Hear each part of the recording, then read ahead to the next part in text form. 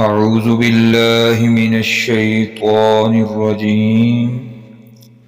بسم الله الرحمن الرحيم.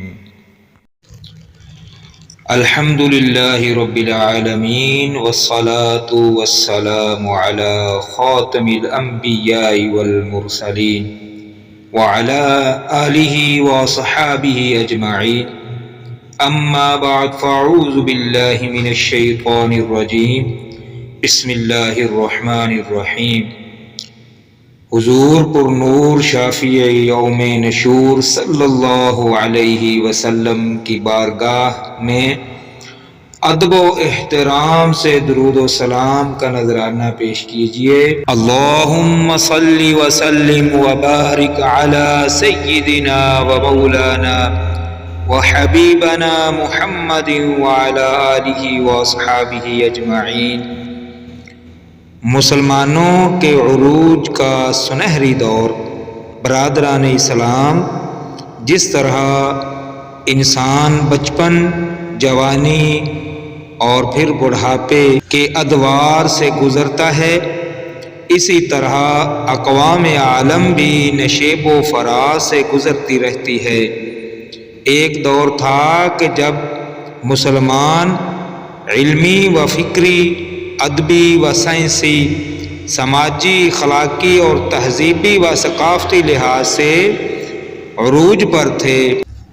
خلافت راشدہ سے لے کر سلطنت عثمانیہ تک مسلمانوں نے اپنے مثالی عدل و انصاف، حکومت و معاشرت، ریاستی نظم و نسق، علم و حکمت اور فتوحات کے ذریعے ساری دنیا پر حکمرانی کی اور اقوام عالم کی رہبری اور رہنمائی کا فریضہ انجام دیا.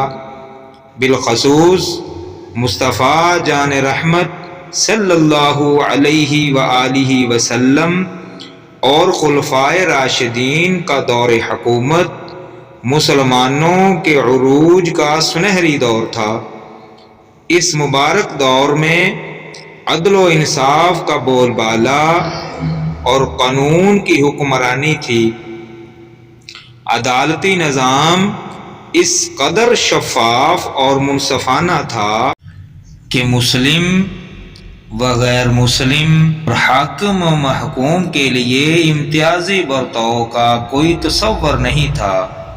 امن و امان کی صورتحال بڑی اطمینان بخش تھی.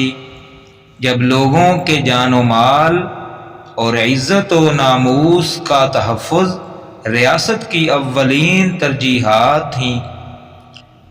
مسلمانوں کے عروج کے اسباب. عزیزان محترم، مسلمانوں کے عروج خوشحالی، ترقی اور مسلسل فتوحات کے پیچھے متعدد عوامل اور اسباب کا عمل دخل تھا. ان میں سے چند حسب ذیل ہیں: قرآن و سنت پر مضبوطی سے عمل. حضرات گرامی قدر، مسلمانوں کی فلاح، کامرانی اور عروج کا سب سے اہم اور بنیادی سبب قرآن و سنت پر مضبوطی سے عمل اور پیروی ہے. ارشاد باری تعالی ہے: والذین یؤمنون بما انزل الیک وما انزل من قبلک وبالآخرۃ هم یوقنون اولئک علی ھدی من ربہم واولئک هم المفلحون. اے حبیب، وہ قرآن کریم جو تمہاری طرف اتارا اور جو تم سے پہلے اترا، اس پر ایمان لائیں اور آخرت پر یقین رکھیں. وہی لوگ اپنے رب تعالی کی طرف سے ہدایت پر ہیں اور وہی لوگ کامیاب و کامران ہیں. قرآن و سنت کے احکام کی پیروی کرنے والے کو اللہ تعالی سلامتی کے راستے پر چلاتا ہے، عروج بخشتا ہے. اور انہیں اندھیروں سے روشنی کی طرف لے جاتا ہے۔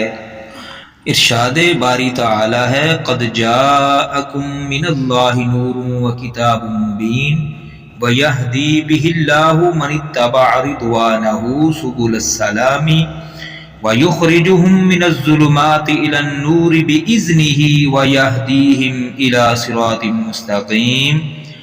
تمہارے پاس اللہ تعالی کی طرف سے ایک نور آیا اور روشن کتاب، اللہ اس سے اسے ہدایت دیتا ہے جو اللہ کی مرضی پر سلامتی کے راستے پر چلا، اور اپنے حکم سے انہیں اندھیروں سے روشنی کی طرف لے جاتا ہے اور انہیں سیدھی راہ دکھاتا ہے۔ قرآن کریم سے محبت اور اس کے احکام پر عمل ہی میں ہماری عزت و ناموری اور عروج و ترقی ہے۔ ارشاد باری تعالی ہے لقد انزلنا الیکم کتابا فیہ ذکرکم افلا تعقلون، یقیناً ہم نے تمہاری طرف ایک کتاب اتاری جس میں تمہاری ناموری و نیک نامی ہے، کیا تمہیں عقل نہیں؟